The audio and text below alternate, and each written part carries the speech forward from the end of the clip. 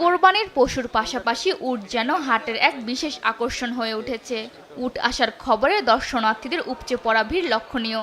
আসলে চট্টগ্রামতে এই প্রথম উট আসছে বাজারে, সবাই এক্সাইটেড, সবাই দেখতে আসছে, তার জন্য আমিও দেখতে আসলাম। আমার মতো এখানে অনেক দর্শকরা আসছে, দেখতেছি সবাই উটের জন্যই অনেক এক্সাইটেড। ধর্মীয় ঐতিহ্যের প্রতীক হিসেবে উটের কদর মুসলিম সমাজে বরাবরই রয়েছে।